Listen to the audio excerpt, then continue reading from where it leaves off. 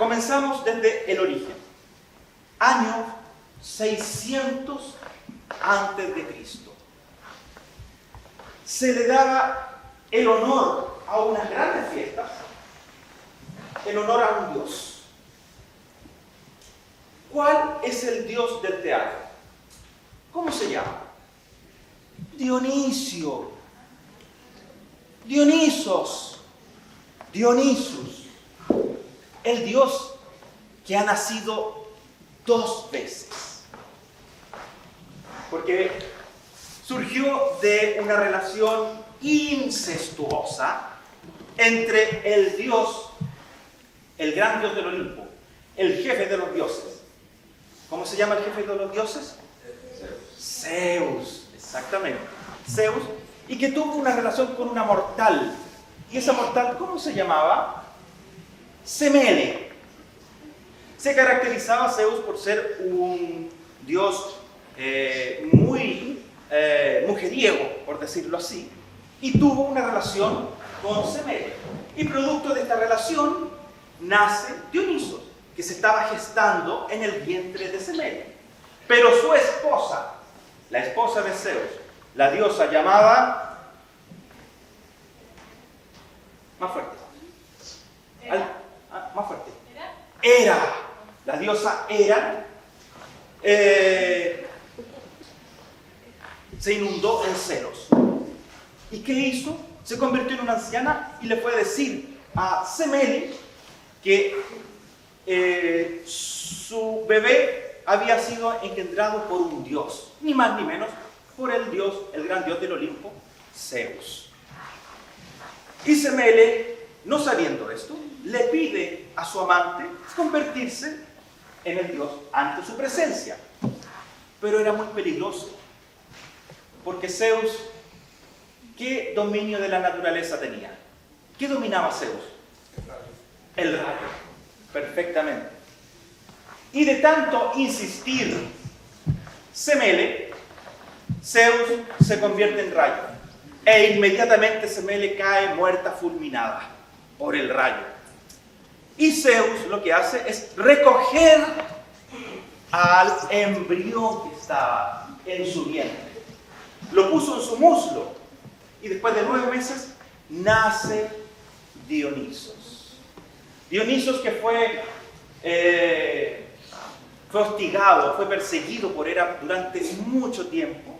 Se le llamaba el dios errante.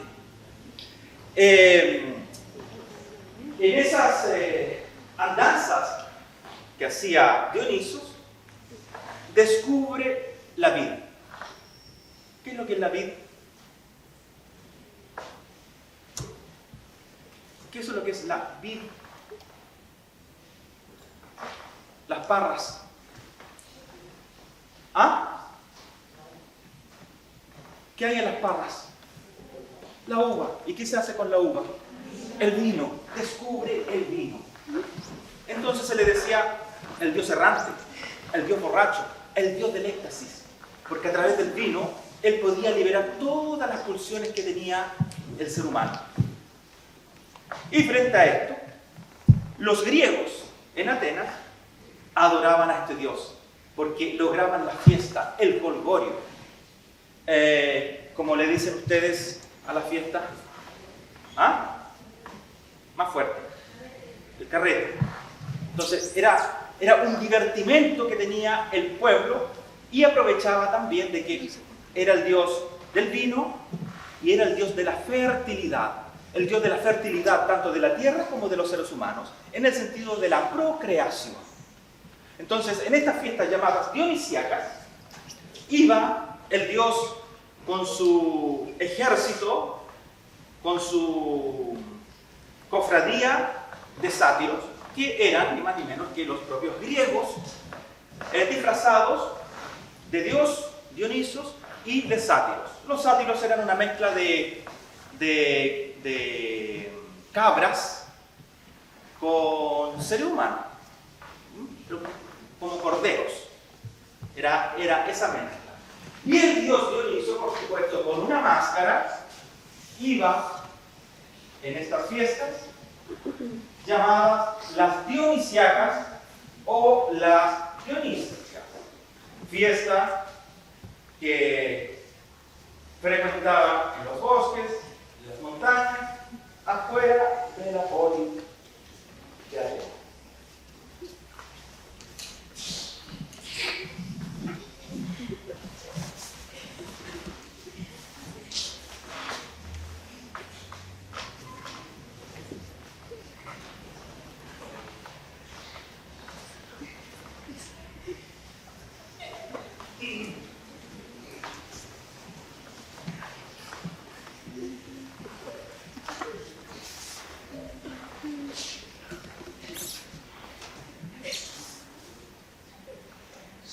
Esta es una máscara. Para los griegos, máscara significa personaje. Mascarar es igual a personae, es un personaje. Esta máscara simboliza la fertilidad, la potencia, la fuerza. Está combinada entre un ser humano y un animal. ¿Qué animal ven en esta máscara? ¿Ah? Más fuerte. Un toro. Exactamente. Dionisos. ¿Y qué es Dionisos? Un dios. Exactamente.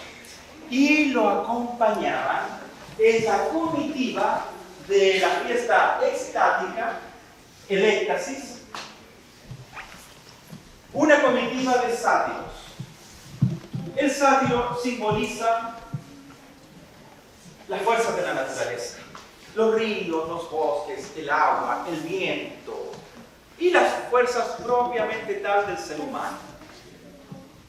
Por ejemplo, los sátiros se tiran pedos, porque los seres humanos se tiran pedos, porque es una forma biológica, natural. Se tiran eructos, también, no en un sentido peyorativo, sino que representa lo que realmente somos. Y su impronta gestual es la siguiente.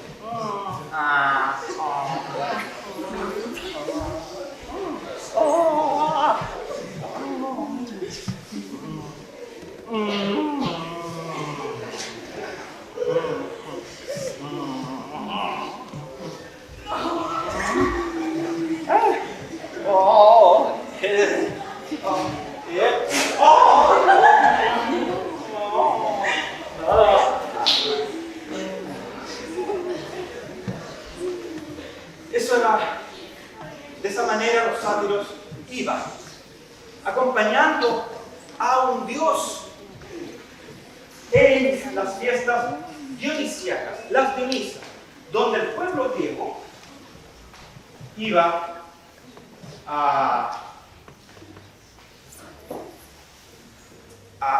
honrar a este dios, a beber vino, a quedar un poco borracho y a tener también sexo, por el sentido de la procreación, porque los pueblos tenían que tener mucha gente porque se invadían mutuamente los pueblos hacia el año 600, inclusive más atrás en la historia. Producto de las dionisíacas surge un ritual, y que este ritual da origen directamente al teatro. Este ritual se llamó el ditirambo. Entonces, se crea el ditirambo, se da origen al teatro. El ditirambo consistía en un coro de personas y un corifeo que organizaba ese coro en las oraciones y en la forma de danzar. Era oración y danza. Un famoso corifeo al cual yo interpreto ahora, que se indica como el primer actor en la historia, se llamó Tespis. Ese corifeo, un día en un ditirambo, hacia el siglo V antes de Cristo, le hace una pregunta al coro. Y el coro responde: queridas y queridos estudiantes, es el inicio del teatro. ¿Y qué es el teatro? ¿Qué tiene el teatro? ¿Ah? Más fuerte. Arte, muy bien. Más fuerte, que no escucho. ¿Ah? Obras, bien. ¿Ah? Tiene que ser bien fuerte, por eso lo escucho. ¿Cómo? Sí, una forma de alabar. Historias. ¿Y las historias qué tienen? Actores. ¿Y los actores a quién representan? Los personajes. ¿Y los personajes qué es lo que hacen? Actúan, representan. ¿Qué más? Lo escuché, algo lo dijo. Dialogar. Más fuerte, por favor. Dialogar. Más fuerte. Más fuerte. Dialogar. Exactamente, dialogar. Dialogan. Se crea el diálogo. Esa es la esencia del teatro. Despis hace una pregunta, el coro responde, se crea el diálogo por primera vez y da origen al teatro. Y en el teatro hay 3 géneros fundamentales. ¿Cuáles son los 3 géneros del teatro? ¿Cuál? El primero. Drama está muy bien, es uno. Drama significa actuar. Comedia es uno. ¿El otro cuál es? Tragedia es otro. Y alguien lo dijo por acá. ¿Ah? No, alguien lo dijo. Otra vez la persona que lo dijo no quiere decirlo. Drama.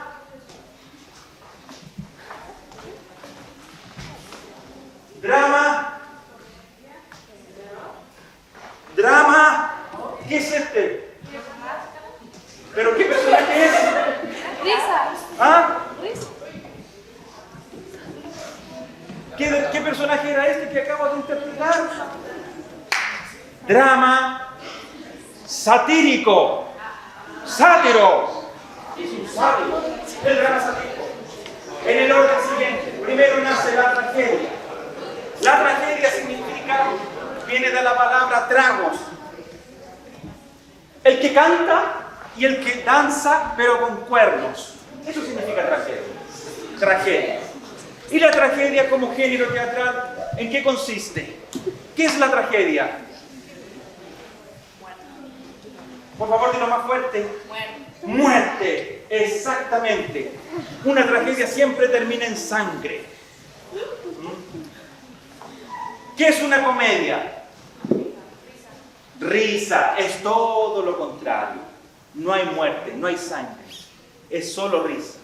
Y el drama satírico, en Grecia, hacia el año 500, cuando se empiezan a desarrollar las famosas competencias de tragedias, los griegos duraban una semana y comenzaban desde que aparecía el sol hasta que se escondía el sol. Aprovechaban los griegos la luz. Entonces, más o menos, ¿cuántas horas son de que aparece el sol de las 7 de la mañana hasta las 7, 8 de la tarde? Todas esas horas eran puras tragedias durante una semana. Entonces, como han de saber ustedes, cuando uno ve mucha sangre, mucha muerte, mucha tragedia, ¿cómo queda su espíritu? ¿Cómo quedan sus estados de ánimo? Quedan constreñidos, queda pesado el ser humano. Ese es el drama satírico para descomprimir esos estados, para darle un poco de risa. Y después ese drama satírico se convierte en la comedia. Comedia significa, viene de la comarca, de los poetas. Estaban los poetas trágicos que ensalzaban el espíritu y los estados del ser humano hacia los héroes. Y la comedia era todo lo contrario. Hablaban de los defectos de las personas, de lo torpe, de lo tonto, de lo estúpido que somos. Pero como muy bien saben ustedes, en Aristóteles, ¿quién fue Aristóteles? Un filósofo. El filósofo dio esta categoría precisa a la comedia. La comedia son todas aquellas fealdades y defectos humanos, pero que no causen en nosotros ni daño ni ruina. O sea, que todos nos riamos de nuestros defectos. La tragedia tiene un elemento fundamental hacia el final de cada obra. Cada obra terminaba en sangre. Entonces, eso provocaba un acto moral muy fuerte, que se podría decir también un acto psicológico, que se llamaba catarsis. La catarsis es la purificación de esos estados por medio del horror en la tragedia. En la comedia, la catarsis es la purificación de esos estados a través de la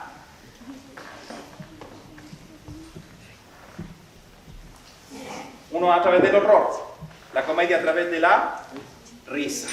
Muy bien, a través de la risa. Y nacen las famosas máscaras de teatro. Entre ellas, una muy significativa en la comedia. La máscara cómica que lo que hacía era interpelar al público mientras se preparaban los decorados, se preparaba la escenografía entre un acto y otro acto en las obras. Y funcionaba de la siguiente manera.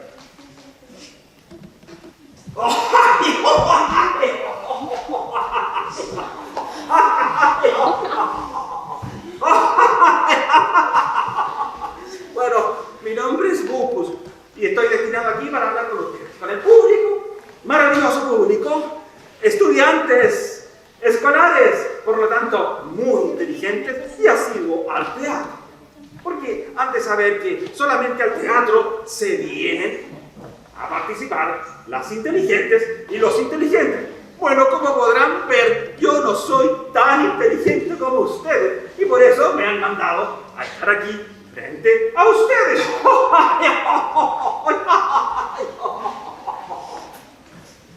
Ese era el famoso Bupus. Una vez desarrollada la tragedia, drama satírico, la comedia, se expandió fuertemente por todo ese territorio mediterráneo, fundamentalmente Grecia, y Roma, cuando invade Grecia, también toma toda su cultura y toma el teatro también. Y el teatro tiene un fulgor muy importante como ritual desde el año 600 aproximadamente antes de Cristo al 400 después de Cristo. Del 600 antes de Cristo al 400 después de Cristo. Porque un emperador romano llamado Constantino, antes de saber que el teatro es politeísta. Politeísta, que significa la adoración de muchos dioses. Constantino se hace cristiano. Por lo tanto, empieza a adorar a un solo Dios. Y prohíbe el teatro. Está prohibido el teatro. No se puede hacer. Quien hacía teatro corría el riesgo de ser encarcelado o asesinado. Ni más ni menos. Y el teatro se prohíbe del año 400 después de Cristo al 1400 aproximadamente. O sea, casi 1000 años, 1100 años. Prohibido el teatro. Y vuelve a surgir en el siglo XVI.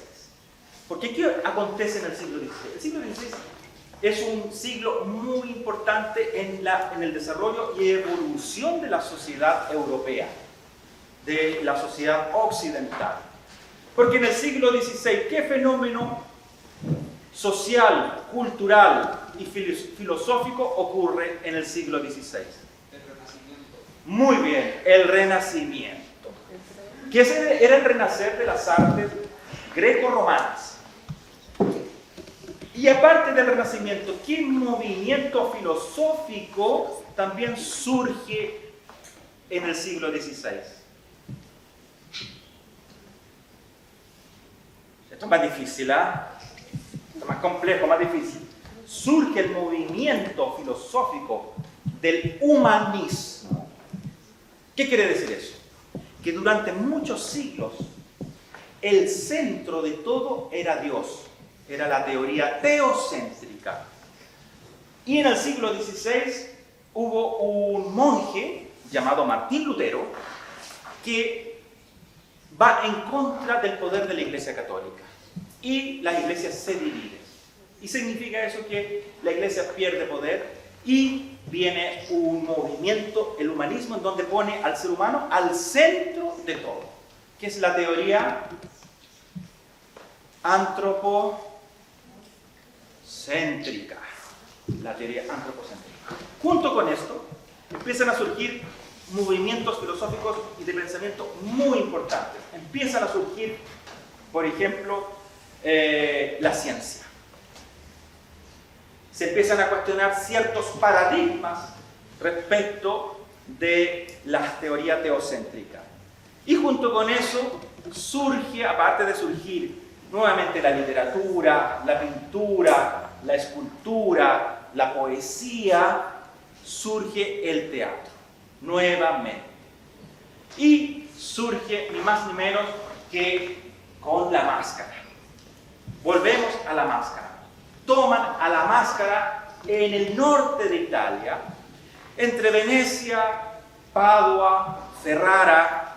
Ahí surge todo este movimiento teatral llamado comedia del arte, que ellos la conocían como la improvisa, como el teatro de la improvisación.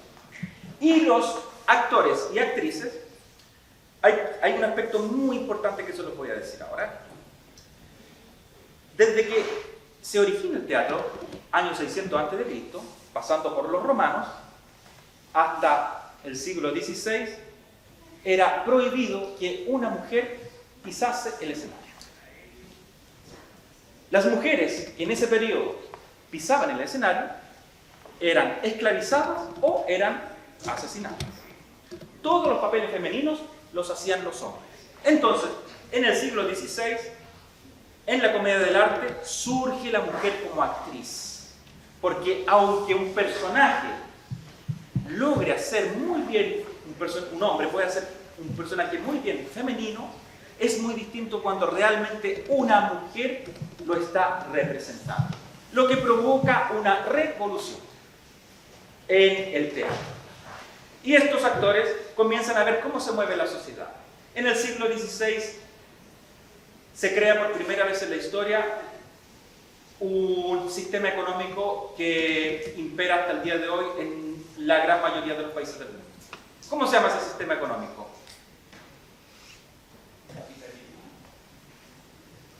Dilo fuerte. Capitalismo. El capitalismo. Al surgir el capitalismo surge una clase social. ¿Cómo se llama esa clase social que surge en el capitalismo? Más fuerte. Burgueses, la burguesía. ¿Ven cómo saben? ¿Ven cómo todo lo que estoy diciendo lo saben? Solamente tienen que el impulso de eso. Si yo lo sé, lo digo. Algo muy bueno para el conocimiento. La burguesía. Entonces, los actores y las actrices empiezan a ver cómo pululan estos seres en la sociedad. Y se dan cuenta que hay unos personajes pobres que vienen de la montaña, del campo, a ganarse la vida a la ciudad, y son los sirvientes, son los criados.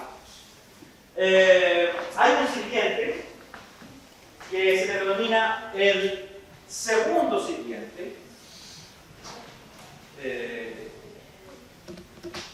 El segundo sirviente, que es como niño, es naif, inocente, no sabe leer ni escribir, pasa con hambre todo el día.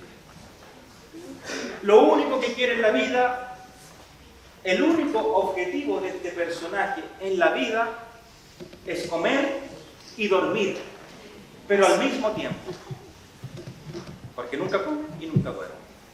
Porque la comedia del arte fundamentalmente es metáfora de la realidad.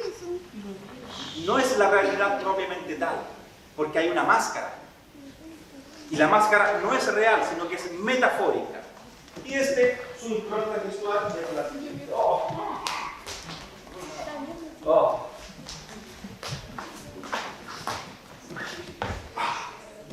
¡Oh, qué lindo! ¡Ay! Alumnas muy hermosas, bellas. Mira qué guapos están estos muchachos. ¿Tomaron desayuno hoy día?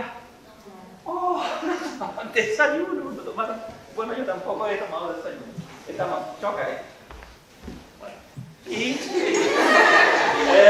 este personaje también desarrolla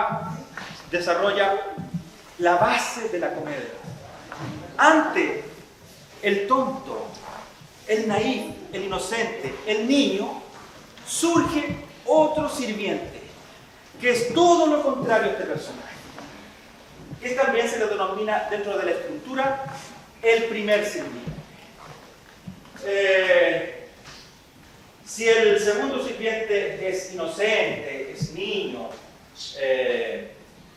es un poco tonto, el primer sirviente, ¿cómo es? ¿Cómo?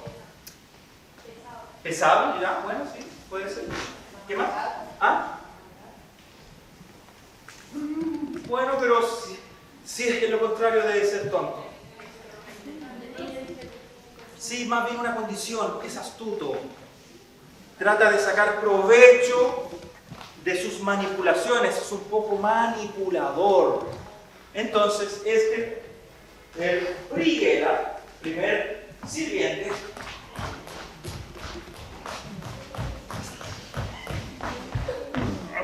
hay que tener mucho cuidado con este personaje, ¿ah? Mucho cuidado porque puede haber alguna cosa que le interese. Aquí no, es un poco ladrón. ¿Ah? Mucho cuidado con este personaje. Al otro sí lo pueden invitar a tomar once. A este quizás no. Y aquí tenemos la base fundamental de la comedia. Los sirvientes, los criados. Primer sirviente, segundo sirviente. Si se fijan ustedes, hasta el día de hoy hay duplas de cómicos. En el circo hay duplas de cómicos. Hay uno que es inteligente y el otro que es más tonto. Se puede reflejar en muchos cómicos hasta en la televisión también. Bueno, en la comedia del arte, hace 500 años atrás, se crea esta primera pareja dúo cómico por primera vez en la historia. Y al haber sirvientes y criados, ¿qué otros personajes pueden existir? Si hay sirvientes y criados que trabajan, ¿a quién? ¿Ah? Más fuerte. Más fuerte todavía. Los amos, los patrones. Muy bien. Surgen los patrones. Uno importante que nace en Venecia es el señor Pantalone. Es un viejo que ha juntado dinero toda su vida. En Venecia surge por primera vez en la historia la banca, el banco. O sea, es el primer capitalista como personaje en la historia del teatro, porque refleja ese mundo, la metáfora del que junta dinero toda la vida y amasa un poco de fortuna. Él ha amasado durante muchos años la fortuna, por lo tanto ya tiene entre 100 y 120 años de edad. Y al tener 100 o 120 años de edad, obviamente que anda apurado, anda urgido. ¿Por qué anda urgido? Si tiene 100, 120 años, ¿a qué le puede temer una persona de 100, 120 años? ¿Ah? A la muerte, por eso anda rápido. Es codicioso, avaro, libidinoso también, o un poquito astuto en el asunto de poder sacar provecho, ganancias económicas. Y su impronta gestual es la siguiente. También es un viejo de una gorda cáscara de rabias, ¿ah? Hay que tener cuidado contigo, ¿ah? Sí, porque ya te he visto ya muy bien que estás mirando. A ver, ¿qué puedes sacar de este pobre viejo? Algo quieres sacar de este pobre viejo, sí, porque, ¿sabes? Estoy en bancarrota total, no tengo nada, absolutamente nada de tu dinero. Oye tú, sí tú, tendré unos 10 pesitos que me prestes. Miserable, miserable. Eso es lo que eres y siempre has sido un miserable. No tienes nada, absolutamente nada con qué dar. Este personaje es el señor Pantalone, llamado el Magnífico también. Y hay otro personaje que es como el símil de este, pero también patrón, viejo. Habíamos dicho que Pantalone tiene entre 100 y 120 años. El doctor es otro amo, patrón. El doctor porque le dicen el todólogo, el que todo lo sabe, el que se embiste de la sabiduría. Solamente porque en el siglo XVI, él es de Bolonia, de boloñés. En el siglo XVI, en Bolonia, se crea por primera vez en la historia la universidad. Y justamente este personaje vive al lado de la universidad. Y como vive al lado de la universidad, se viste como de una gran sabiduría. El que todo lo sabe. El doctor en ciencias, el doctor en filosofía, el doctor en leyes, el doctor en medicina, el doctor en alquimia, el doctor en brujerías también, el todólogo, el que todo lo sabe. La fuente del conocimiento. Aquí estamos en la universidad, llamada la Casa de la Cultura de Rancagua. Este es mi hogar. Bienvenidas y bienvenidos, queridas y queridos discípulos. Porque ustedes han de saber sobre las cosas. Tú, discípulo que está ahí, ¿sabes lo que es una cosa? Por supuesto que no lo sabe. ¿Por qué no lo sabe ese discípulo? Porque ese discípulo es un ignorante. Eso es lo que es. Y aquí estoy yo aquí presente para sacarlos de esa ignorancia. Como te decía, discípulo, una cosa, porque las cosas surgen de la espontaneidad de la vida. La vida espontánea, porque una cosa cuando sube, sube para arriba. Una cosa cuando baja, baja para abajo. Y porque has de saber que una cosa es una cosa y otra cosa es otra cosa. En definitiva, este personaje no dice absolutamente nada. Queda en evidencia, su especie de sabiduría queda en evidencia, lo contrario a la sabiduría es la ignorancia. El mundo militar en el siglo XVI era muy fuerte, era muy potente. Surge el personaje llamado el capitán. El capitano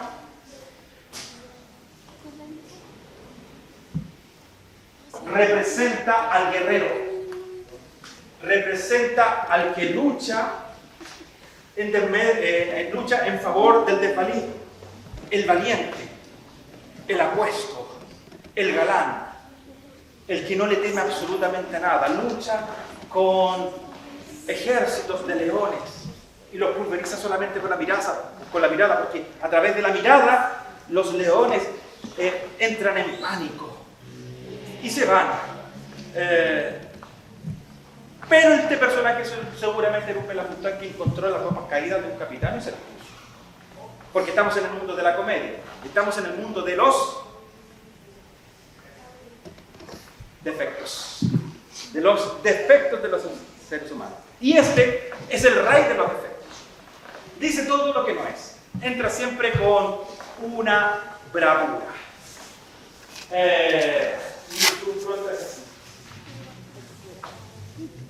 Mi nombre es Eugenio Aurelio Iván Patricio Víctor de las Mercedes Echauri, pero me han de llamar el azote del demonio. A mi nacimiento han acudido los grandes dioses del Olimpo, Zeus, que con su rayo abrió el vientre de mi madre; Plutón, dios del inframundo, que con su vidente me abrió los ojos; Neptuno, dios del mar, que con su tridente me sacó hacia afuera del vientre de mi madre. A Sansón me lo pusieron en el brazo derecho, a Hércules en el izquierdo, a Minerva en el intelecto y Apolo en mi hermosa y elegante figura. Habíamos dicho que los papeles femeninos eran interpretados por hombres. Eran interpretados por hombres. Por más que un hombre pueda intentar hacer un papel femenino, es imposible. Mi nombre es Eloisa. Soy la fanchula. Estoy esperando al capitán, que pronto llegará. Pero no ha aparecido. Espero verlo pronto.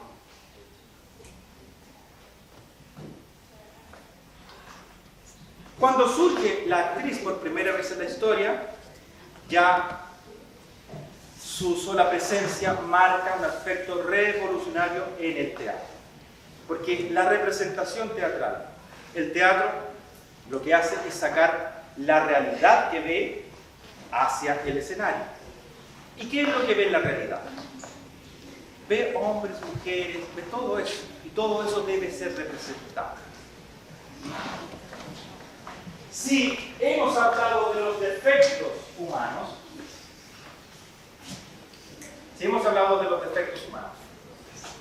¿cuáles son los defectos humanos? ¿Qué defectos uno podría decir esto es un defecto? Un defecto de los seres humanos es algo que no debería estar dentro de nosotros. ¿Ah? ¿Cómo? Egoísmo. Muy bien. Díganlo más fuerte. ¿Ah? La ambición. Egoísmo, la ambición. ¿Qué más? Codicia. ¿Ah?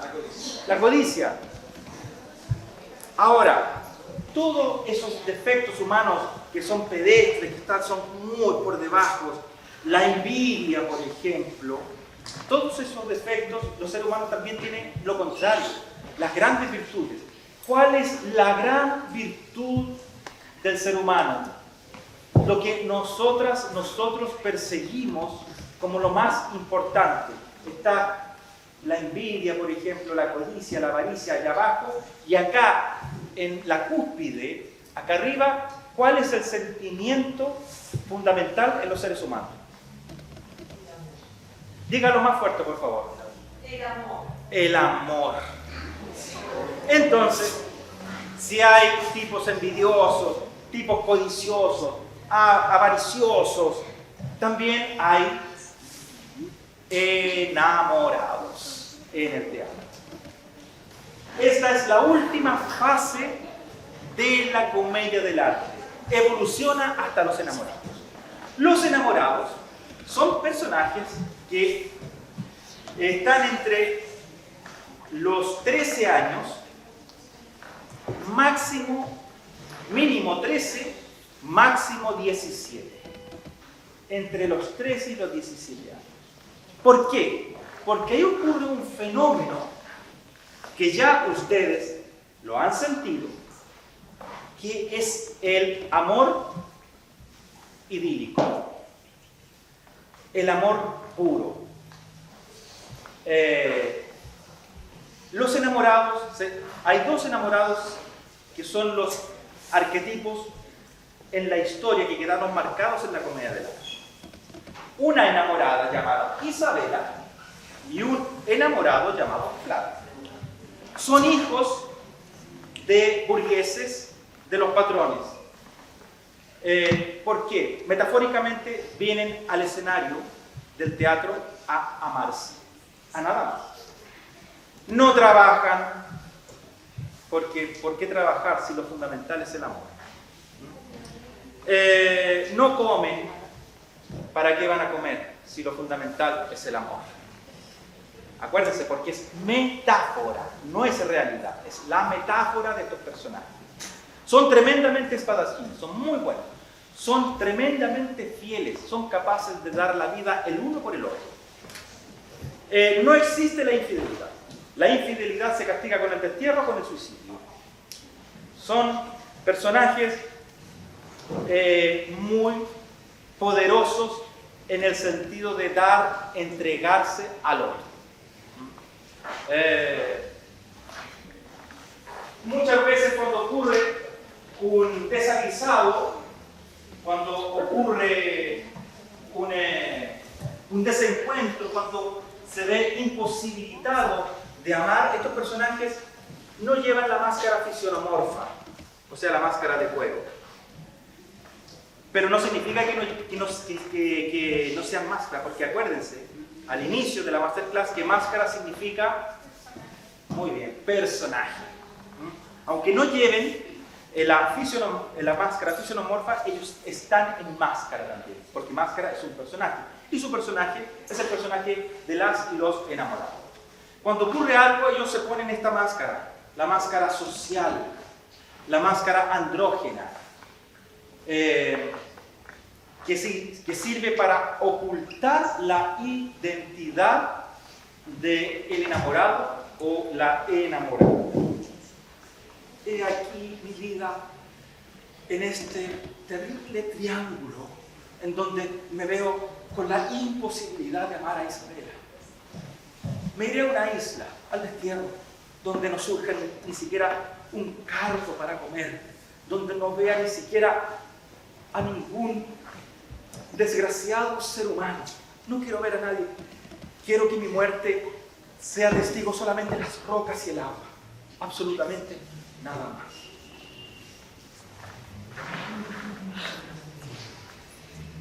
La tragedia de Flavio.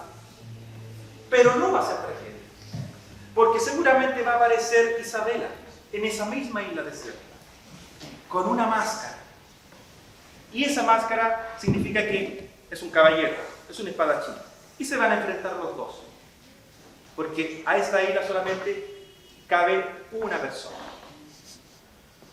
El que está ahí debe irse. Y el que debe irse dice, no, es tú quien debe irse. Bueno, si esto es así, enfrentémonos en una lucha a espada. Desenfundan la espada sin saber que una es Isabela y el otro es Flavio, porque llevan estas máscaras andrógenas, no se sabe, oculta la identidad. Y se enfrentan a espada.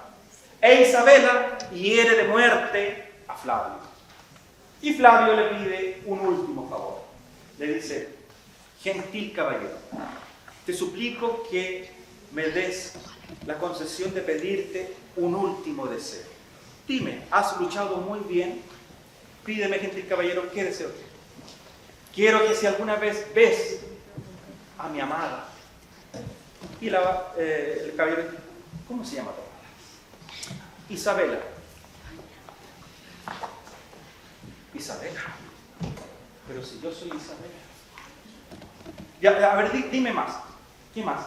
Dile que su amor aquí, en esta isla desierta, ha muerto por ella. ¿Y cómo se llama tu amor?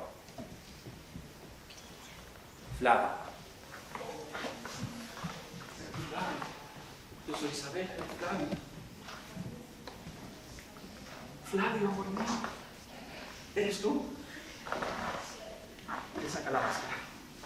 ¡Oh! Yo soy Isabela. Y se reencuentra el amor. Y el amor, muy bien, ustedes lo saben, que el amor lo cura todo. Entonces, esa herida de muerte va a sanar muy rápidamente y se van a ir felices. Porque en la comedia no existe la muerte. Exactamente. Finalizando la masterclass, hay otros personajes como, por ejemplo, este Coviero napolitano, que era encargado de ver los lugares, era el diseñador. Era el diseñador de las fiestas, de la fiesta de Isabela y de Flavio cuando se casaban. Entonces buscaban los mejores, esa lámpara, mira, tú por favor, Colombina, por favor, mira, tienes que limpiar muy bien esa lámpara, cosa que quede muy reluciente. Y también, por favor, tú, Arlequino, por favor, súbete arriba y limpia también las vigas, porque todo esto que debe quedar muy reluciente. Era el encargado de las fiestas, era el diseñador. Otro personaje muy importante también, napolitano, era Tartaglia, un viejo era el viejo. Si en orden de edad de los viejos, el doctor tenía aproximadamente 80 años. El señor Pantalone habíamos dicho que tenía como 120 años. Tartaglia tiene un pie en la tumba. Es muy viejo y es ciego y camina así. Y cuando hay un muro acá, choca con el muro. Choca con el muro. Y viene un sirviente y lo toma del hombro y sigue caminando. Bien. Hemos llegado al final de la masterclass sobre la historia del teatro y sus personajes. Y ahora, para finalizar, ¿qué venía ahora? ¿Ah? ¿Y qué íbamos a hacer? Ya, muy bien. Vamos a hacer, anterior al Titirambo, vamos a hacer la procesión de la comitiva dionisiaca. Personajes, todos los personajes están ahí, bailando con Dioniso detrás de la carreta, en éxtasis. Entonces, yo les voy a pedir algo muy importante dentro de lo que es la actuación. En la actuación, por ejemplo, ¿cuál es tu nombre? Pamela. En la actuación, si Pamela va a ser un personaje enmascarado, deja de ser Pamela y es el personaje. ¿Ya? Esa es la condición. Entonces, en el baile, en el éxtasis, en la juerga, en la felicidad, ustedes tienen una sola misión. Para ser actrices y actores profesionales, deben entregar esa felicidad que hay en ustedes al público.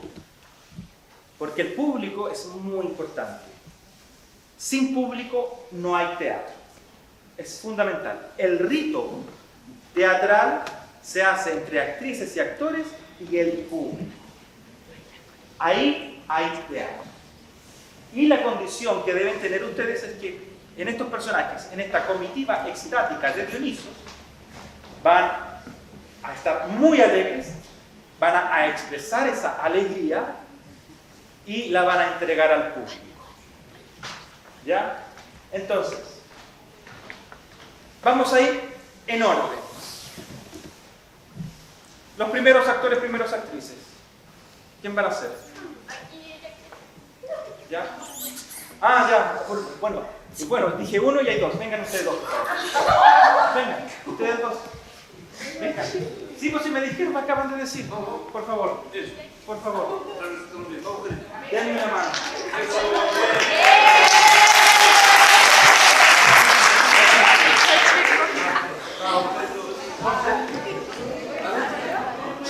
Van a elegir, elijan cualquiera de las máscaras. Y miren la máscara. Antes de poner la máscara, miren la máscara. ¿Ya?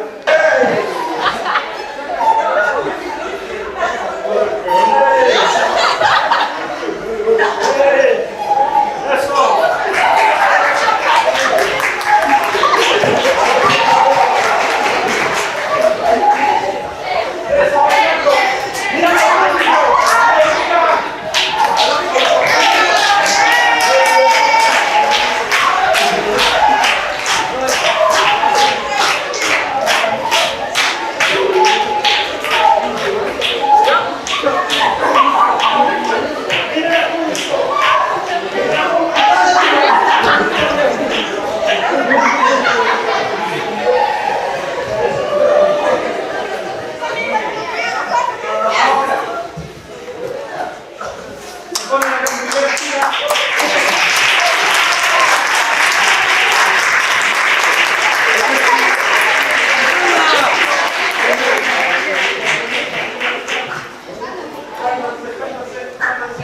Y a la usanza de los actores y actrices de la comedia del arte hace 500 años atrás, levantan su máscara, la ponen en la frente, levantan su máscara, eso, ahí están las actrices, y un saludo medieval del teatro, de esta manera, miren, de esta manera ahí.